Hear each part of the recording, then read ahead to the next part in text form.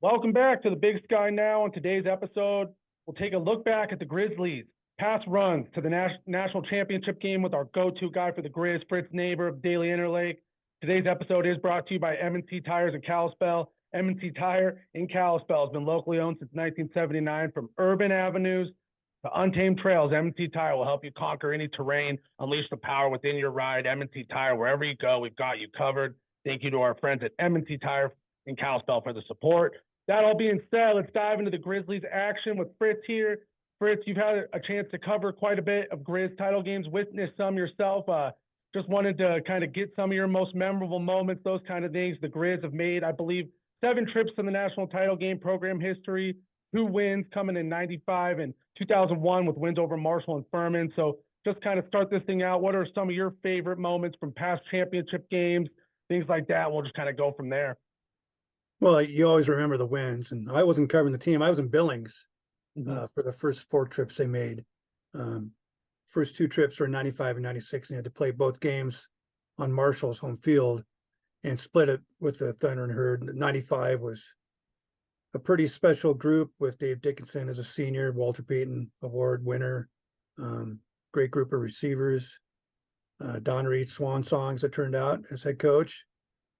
They went down there and Marshall sacked Dickinson 11 times and had a lead, but Dickinson was able to rally the troops and get a late drive going, which was capped by the winning field goal from Andy Larson from Helena, Montana. So Dickinson, the CMR boy, goes out a winner. 96, they went back with Brian Ayette as a sophomore quarterback, putting up huge stats. But there was a problem. Marshall had Randy Moss that year, and he was wearing these cat in the hat socks, and that's all I remember seeing from that game was those cat in the hat socks going up and down the field. He tore them apart. I think the loss was 49-29. It was a final. Probably wasn't that close. Just a really dominant win for Marshall, who I'm trying to remember who they played a quarterback. They played a Florida transfer quarterback that year, and redshirted Chad Pennington, who the year before had started as a freshman against the Grizz. And then Pennington came back the next 3 years and really was really good quarterback, and obviously had a nice, lengthy NFL career. And then 2000, and this game this coming Sunday kind of reminds me of 2000, because I don't think very many people thought the Grizz could win that game, and the Grizz led that game right up to the point where Georgia Southern's Adrian Peterson, not Oklahoma's Adrian Peterson, Georgia Southern's Adrian Peterson, who also played in the NFL and was pretty good. Former Chicago Bear. Yeah, Chicago Bear, that's right. And he tore off a long run to put him ahead, and then they couldn't quite get her done after that. And then that just set the table for 2001 when they got back there. And those 2 games, by that point, those games were moved to Chattanooga, Tennessee, which is where they stayed for quite a while. So the Grizz won the 2001 over Furman, pretty low scoring game. I remember that for the Grizz getting pinned back at their 1-yard line and John Edwards leading them on a 99-yard touchdown drive.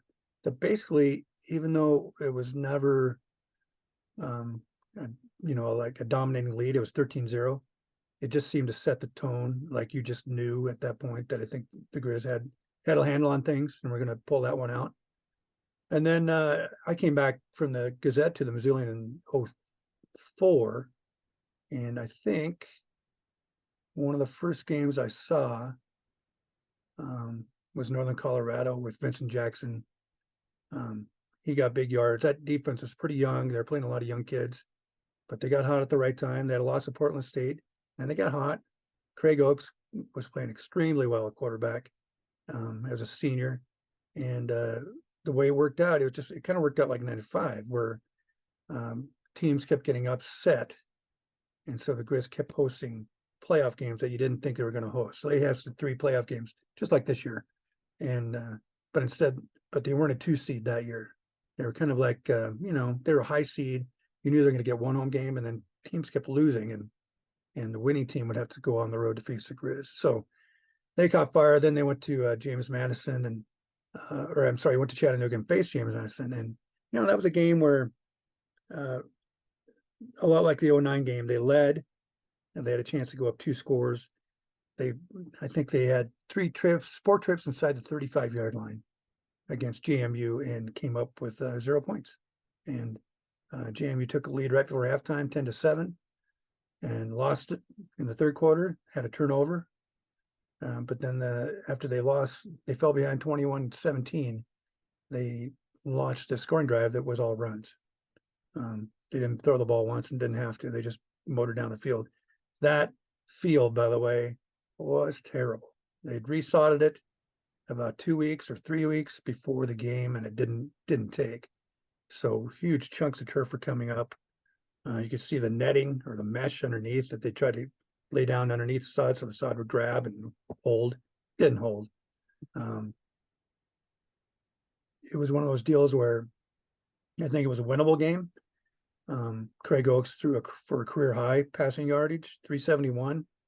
They only sacked him once, and that was on the very final drive when they're already down 10.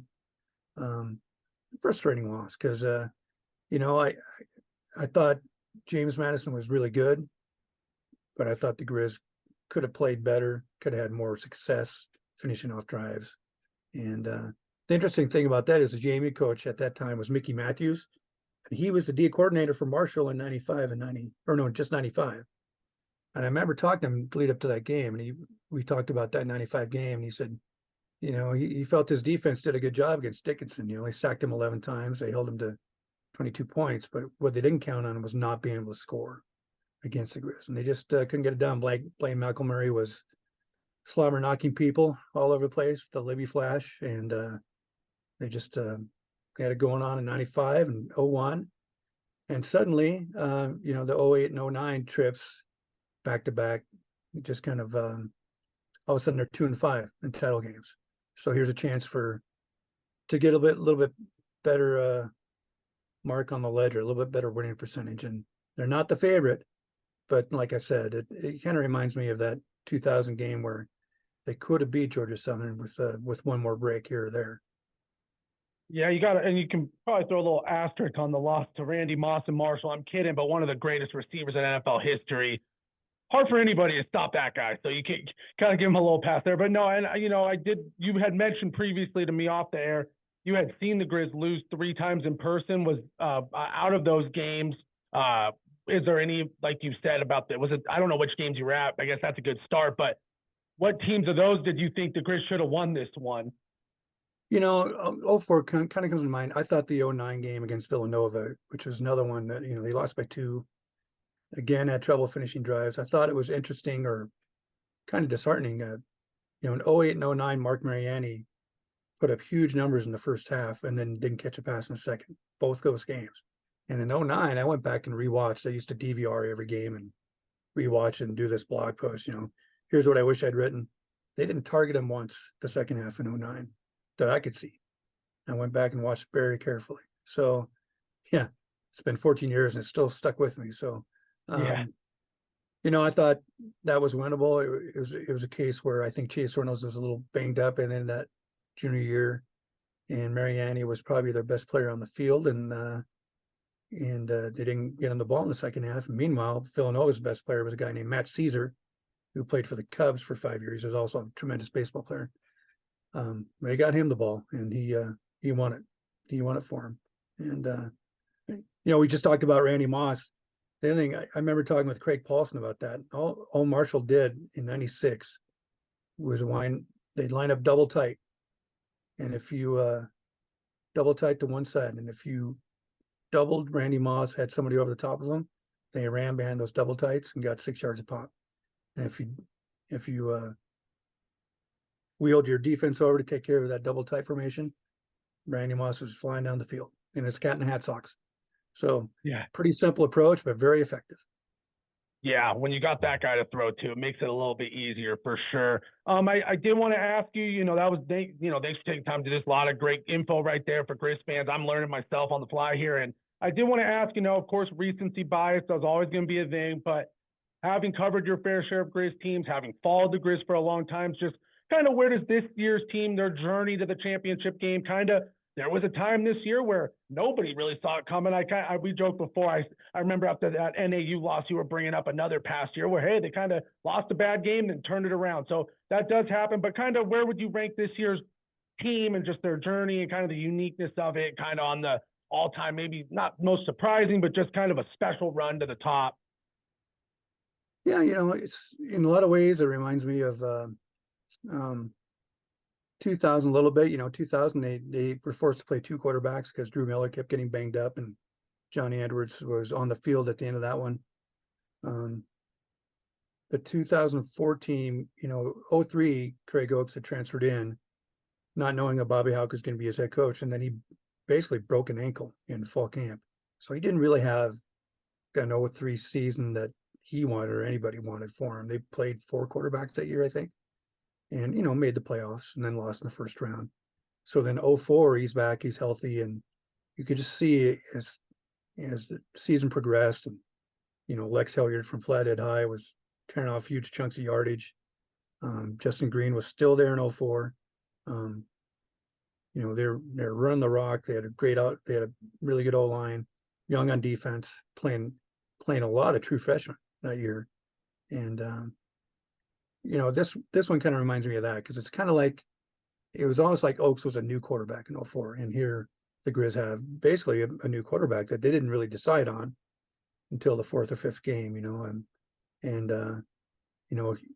all these teams that have made the title have had one thing in common: steady quarterback play, steady and sometimes spectacular quarterback play. Dickinson, Oakes, John Edwards, Andrew Sell, Brian Ayant, Drew Miller. Drew Miller could he make some throws? The BYU transfer, and to that list you add Clifton McDowell, who just when he breaks contain, it's tough to bring down. He's made some really, really good throws on the run. I think they've done a good job game to game by, putting together new patterns for their receivers. And I don't know, can I just cop out and say this is one of the top 8? Yeah, there we go. No, fair enough. No, I know that was kind of a tough one. I just had to ask because it really has been such a unique season where true roller coaster of emotions for Montana Grizzlies fans. You're a lot of question marks early, and then all of a sudden they ripped off all those wins in a row, started dominating teams, really turned the corner, dominate the ball, the Wild. So it ended up being a very special year. Of course, any year you make the championship game, like you said, they're all special. So it's that's a good cop out right there. No, for sure, Fritz. And overall, great stuff. If there's anything else you want to throw out there about the past championship games, if not, great stuff. And we'll be covering more on the Big Sky Now throughout the weekend. Everyone ready for the big game. Yeah. I would just add that even though they lost to Richmond and were pretty flat, the 08 team was basically my favorite one to cover, because 07 they gone unbeaten. They were 11-0 and somehow lost at home to Wofford. There's another one of those deals where they didn't finish drives and then they missed a field goal at the very end. And 08, you thought, well, maybe they're laying in the weeds. They were picked by the coaches of media to win the Big Sky that year, but I didn't think anybody foresaw them going as far as they did. And one of the reasons is they went to James Madison, which was unbeaten, for the semifinal and won, and just a ridiculous game. Very, very emotional win. The bad news for the Grizz is they flew across country, they played, they had to fly back into Helen, I think, because Missoula was fogged in. They barely got back into Missoula and maybe got in 1 or 2 practices, and they were back on the road to Chattanooga. And I think it showed when they got on the field. They lost 24-7, missed tackles, holding penalties. They just kind of started out on their heels and never quite got their footing, except for Mariani in the first half, 170 yards. But they just couldn't quite finish off drives that one too. And I've said more than once that I thought all 3 of those trips I made to Chattanooga, I think the Grizz could have won. Man, that was a tall order in 08. And just a tough situation to go back to back all the way across the country and fly into. Well, I think they had to fly in Atlanta the second time. DC the first time, Atlanta the second time, and then you bus. And anyway, but still my favorite team. Chase Reynolds was a sophomore. Cole Berquist, I didn't mention him before, had a really great senior season. One of the things that happened in that game is he took a helmet to the thigh, which really hampered him the rest of the game. And I talked to him months later, and he still had a dent in his thigh from that hit. That's how hard he got hit in that game. So, just a great team to cover.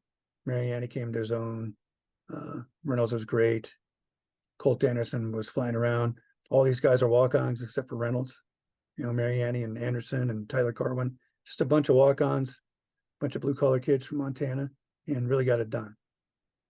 Yeah, no, and this year's team kind of, speaking of that, has a little similar feel. Just a lot of guys who coming into this year maybe didn't have the most accolades or this and that. Last year had a lot more star power, but just solid every single play, never take a play off. And you mentioned the travel this time of year. That is rough. I know just to compare it to this year, Albany had to go from Idaho back to the East Coast and then played South Dakota State, and they got thumped 59-0. So, that's how it goes. It's tough travel, especially college kids. A lot of going on. So, no, well said, Fritz. Awesome stuff. Thank you for taking the time to do this, talking a little Grizz football, getting everyone ready for the championship game, taking a little blast from the past. Had to keep everyone up to date on all the good stuff. So, no, thank you, Fritz. Thank you to our friends at M C Tire, and thanks to everyone for checking out the show.